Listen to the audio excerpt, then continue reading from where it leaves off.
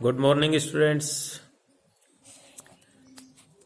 BA part first year philosophy दर्शन शास्त्र विषय के जो विद्यार्थी हैं उनके लिए मैं ये वीडियो बना रहा हूँ।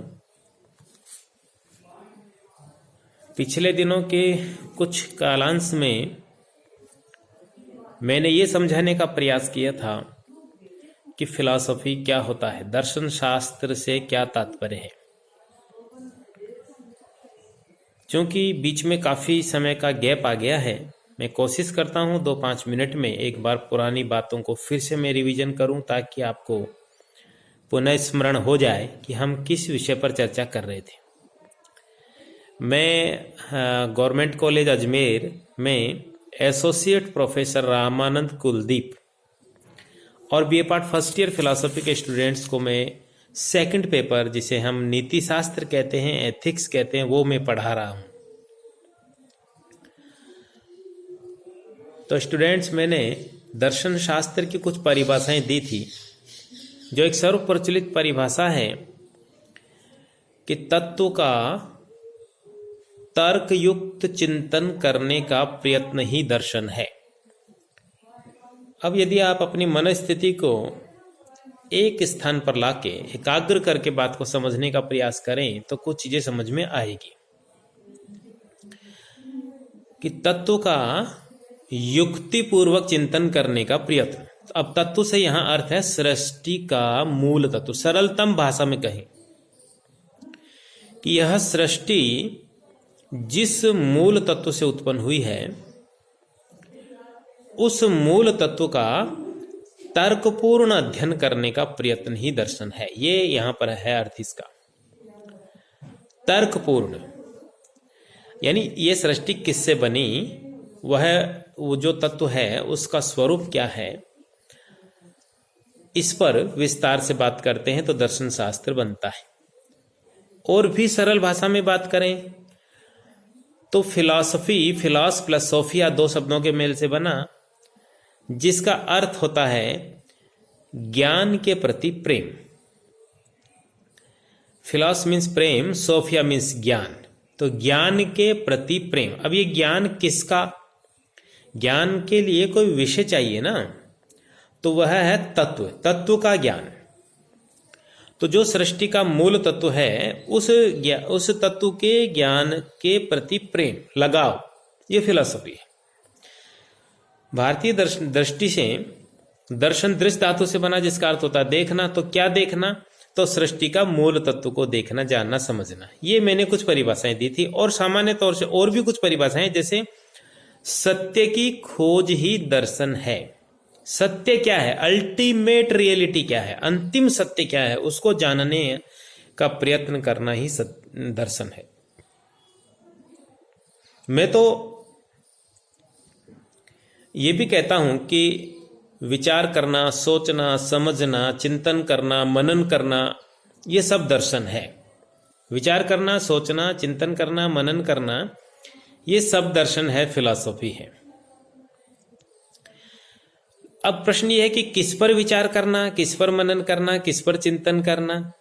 तो छोटी छोटी चीजों पर जब आप जीवन में विचार करते हैं तब हम छोटे दार्शनिक होते हैं, लेकिन होते उस वक्त हम भी एक फिलॉसफर हैं, एक दार्शनिक है।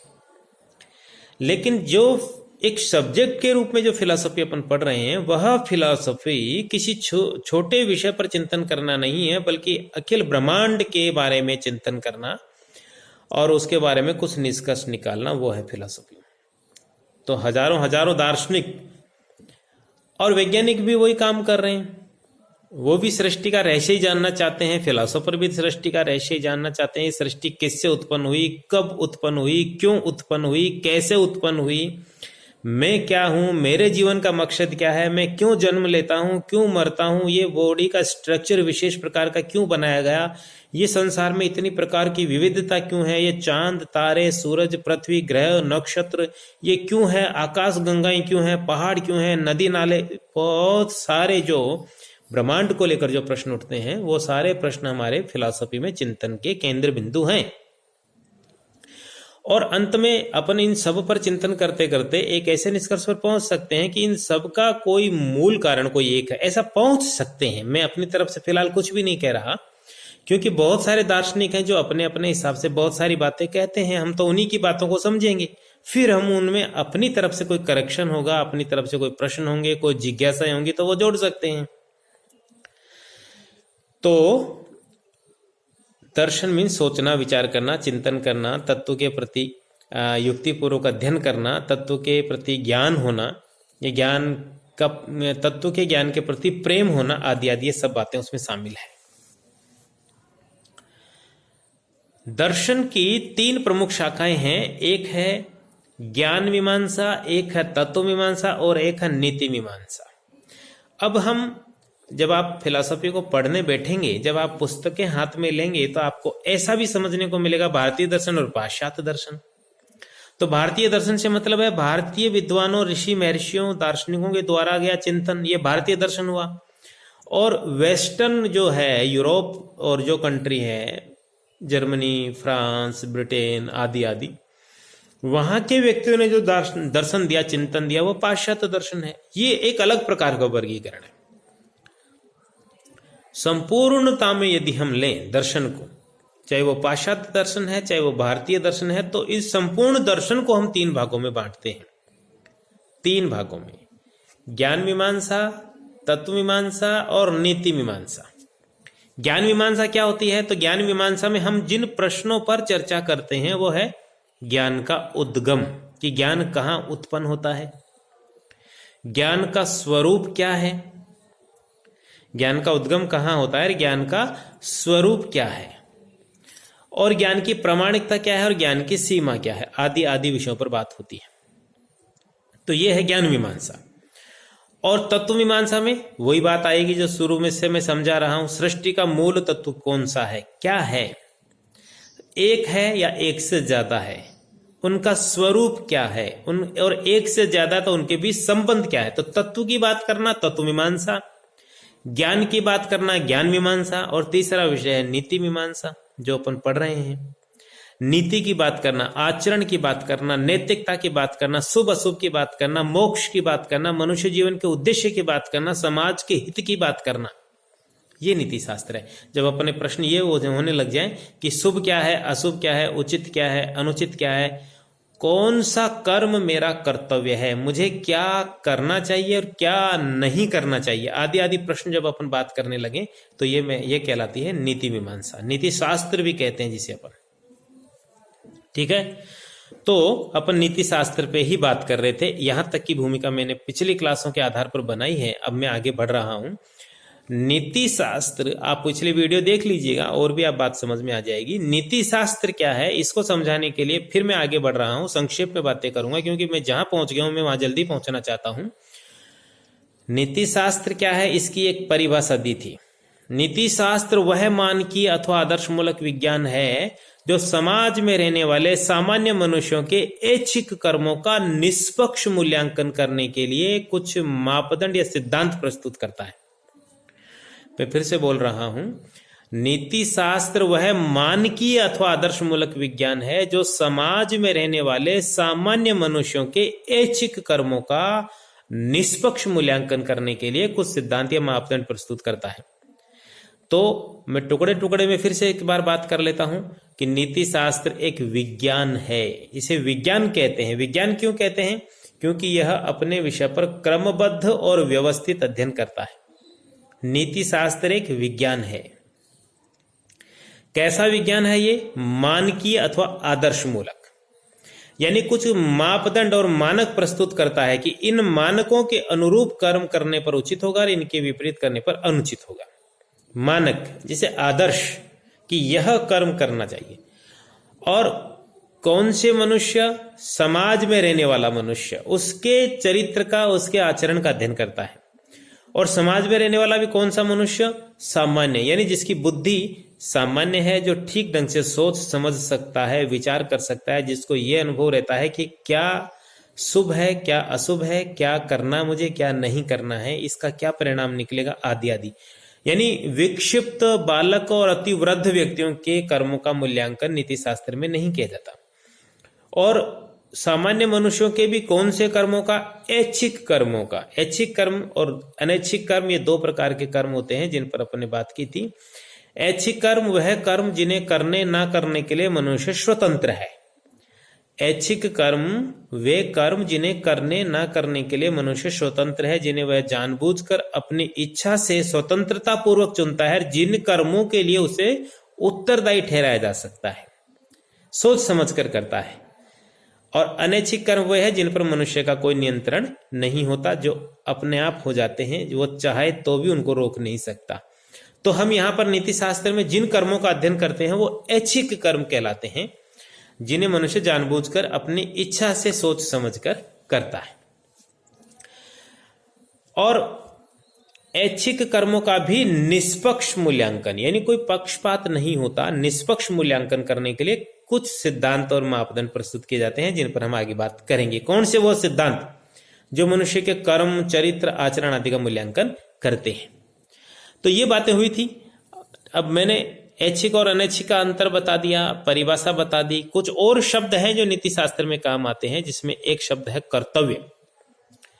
कर्तव्य यानी जो जिसमें एक बाध्यता होती है, जो समाज के हित को ध्यान में रखकर निर्धारित किया जाता है, ऐसे कर्मों को करना हमारा कर्तव्य कहलाता है। उचित, अनुचित, शुभ, अशुभ आदि इन सभी शब्दों पर अपन बात करेंगे। मैंने सद्गुण की भी बात की थी। एक शब्द है सद्गुण। तो सद्गुण मनुष्य की वह स्थायी मानसिक अवस्था है, वह श्रेष्ठ स्थायी मानसिक अवस्था है जो निरंतर अभ्यास के फलस्वरूप विकसित होती है और उसके आचरण में अभिव्यक्त होती है। तो सद्गुण की भी बात हुई थी, और भी बातें होंगी विस्तार से। और मैं पिछली क्लास में जो बात कर रहा था वो मूल्य पर कर रहा था। मूल्य, नीति शास्त्र में मूल्य शब्द भी महत्वपूर्ण है। तो मूल्य की एक परिभाषा दी थी मैंने कि मूल्य शब्द किसी भौतिक वस्तु अथवा मानसिक अवस्था के उस गुण का बोध कराता है जिसके द्वारा मनुष्य की किसी आवश्यकता या इच्छा की तृप्ति होती है। यानी मूल्य शब्द किसी भौतिक वस्तु अथवा मानसिक अवस्था के उस गुण का बोध कराता है जिसके द्वारा मनुष्य की किसी आवश्यकता या इच्छा की तृप्ति होती है। मूल्य अंततः मानवीय इच्छा और आवश्यकताओं पर ही निर्भर, यानी कोई वस्तु और मानसिक अवस्था मूल्यवान कब होगी? जब वो मनुष्य की किसी इच्छा की पूर्ति करेगी, आवश्यकता की पूर्ति करेगी। इस आधार पर मूल्य को परिभाषित किया गया। तो भौतिक वस्तु, मानसिक अवस्था का कोई गुण जिसके द्वारा मनुष्य की किसी आवश्यकता या इच्छा की तृप्ति होती है, मूल्य कहलाता। मूल्य को दो भागों में बांटा था, साधन मूल्य और साध्य मूल्य। साधन मूल्य को परता मूल्य भी कहा था, शारीरिक मूल्य भी कहा था, आर्थिक मूल्य भी कहा था। अब मैंने देखा कि साधन मूल्य जो शब्द का प्रयोग करते हैं, तो जब जैसे किसी बच्चे से पूछ लिया जाए साधन मूल्य के बारे में लिखिए, तो साधन से अर्थ है कोई बस, ट्रेन आदि आदि, और जिसे हम एक स्थान से दूसरे स्थान पर जाते हैं, ऐसी परिभाषा आप लोग लिखते हैं। प्लीज ऐसा ना करें। यहां हम साधन से यहां तात्पर्य है, जब नीति शास्त्र के संदर्भ में बात कर रहे हैं तो साधन से तात्पर्य है कि वह वस्तु या मानसिक अवस्था का वह गुण जो अपने आप में शुभ न होकर किसी अन्य वस्तु के साधन के रूप में शुभ है। जैसे उदाहरण के रूप में समझेंगे, भोजन, वस्त्र और धन, एक सिंपल उदाहरण लिया, ये अपने आप में मूल्यवान नहीं है। जैसे भोजन क्यों मूल्यवान है? क्योंकि वो भूख मिटाता है, भूख मिटाने के कारण वो मूल्यवान है। और आप देखिए, एक अंदाजा लगाइए कि जिस वक्त आपका पेट फुल भरा हो, उस वक्त आपके सामने कोई कितना ही बढ़िया भोजन लाके रख दे, आप नहीं खाएंगे, क्योंकि उस वक्त वो भूख मिटाने की स्थिति में नहीं है, क्योंकि भूख आपकी पहले ही मिट चुकी है। इसी तरह भोजन, इसी तरह वस्त्र और धन, ये हमारे शारीरिक और मानसिक उसकी सुरक्षा करने की दृष्टि से, और धन हमारी अन्य चीजों की इच्छा पूर्ति करने की दृष्टि से मूल्यवान होता है, क्योंकि हमारे जीवन रक्षा में सहायक है, यूं कह लीजिए। तो साधन मूल्य से तात्पर्य वो है कि जो मूल्य अपने आप में महत्वपूर्ण ना होकर किसी अन्य वस्तु की, अन्य आवश्यकता की, इच्छा की पूर्ति में सहायक है। इसीलिए इनको शारीरिक मूल्य और आर्थिक मूल्य भी कहा जाता है, क्योंकि ये मनुष्य की शारीरिक और आर्थिक आवश्यकताओं की पूर्ति करते हैं।